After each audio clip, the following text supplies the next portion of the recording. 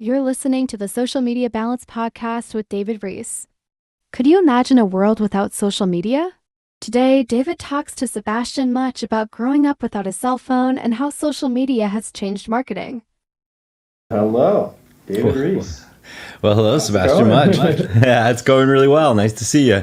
Nice to see you as well. Thank you for joining us today. My pleasure. For those that don't know you, could you please give a little bit of background about yourself? What kind of Sure. brought you to where you are today? An easy question to start with.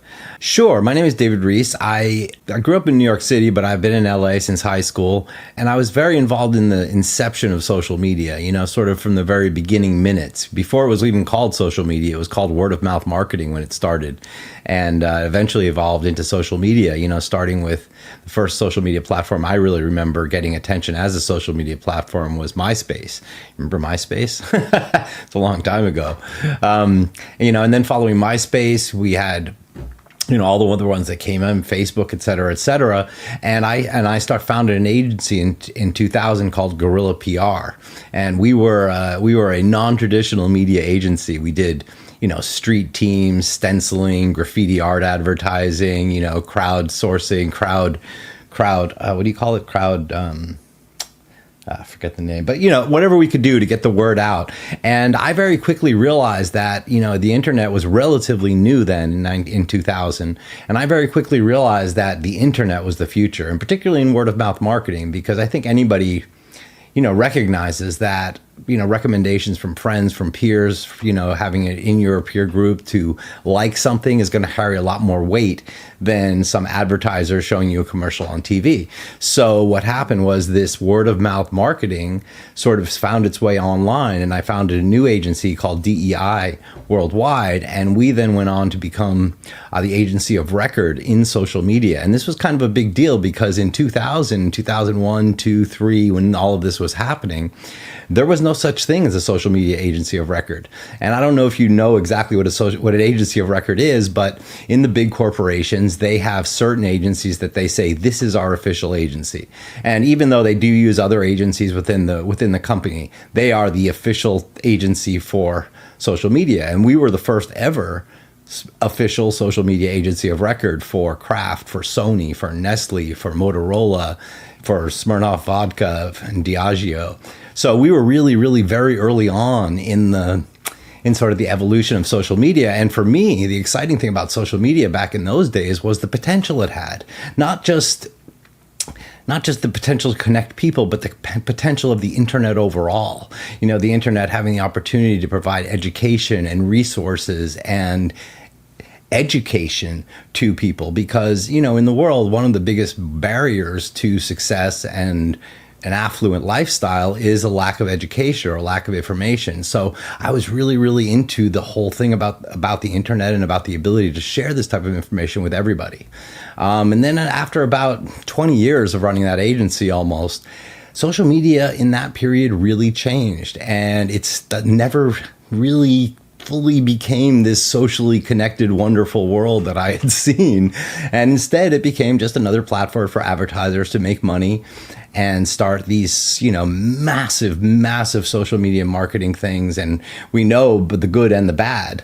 We see elections skewed by it. We see Brexit in Britain. There's a lot of questionable activity now related to this exact same social media, which was supposed to be this great thing for everybody. And when that started to happen, I started to get less and less interested in social media and more feeling as if it was really bad, and people's behaviors were changing. The way people interacted with each other was changing, and people stopped actually being social. They moved from like a full dimensional world in the world, looking at a tree, sitting with their friend, having a latte, to sitting at home by themselves, looking at a computer screen or looking at their phone. And the price we're paying as a civilization, as a world, is a big, big price, because the world is having a rough time right this minute and nobody's paying attention. Why aren't they paying attention? Because they're only paying attention to what's on their phone. So that's really what got us here, and nowadays my mission in life is to get people off their phones and out of the virtual world and back into the real world where their family is, where their friends are, where the basketball court is and the football field and the baseball diamond and the park. None of those are in our phones. And yet it's where we seem to spend most of our time. So seeing all of that and seeing the damages to people psychologically and emotionally, and also productivity wise, people just were not creating the way they used to. And I feel like we're losing that. I feel like we're losing that as humans. Yeah, I completely agree. And I think on that note, I'm curious, during your childhood, like within the environment that you were growing up in, do you feel like creativity was something that was encouraged or discouraged, or how did it basically affect your outlook as a child as you started to grow older? Yeah, well, I was very lucky. I grew up in New York City in, the 60s and 70s and the beginning of the 80s. And New York City back then was probably the most creative environment I can possibly imagine. You had Fillmore East, you had Andy Warhol, you had Studio 54, you had Summer in the Park in Central Park, and you had all of these artists tightly packed into the neighborhood where I grew up in New York City called the Lower East Side, and specifically within the Lower East Side, Alphabet City.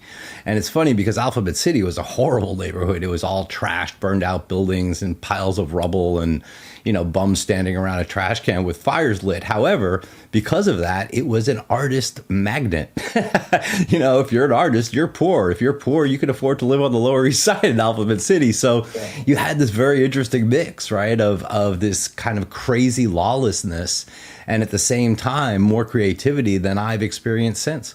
And I spent several years working in the movie industry, and I thought I would find creativity there, but nothing like that vibrant feeling of the city in New York. And one of the things that I think was a gift of growing up like that and growing up very poor in the project was that I really looked around and anything was possible.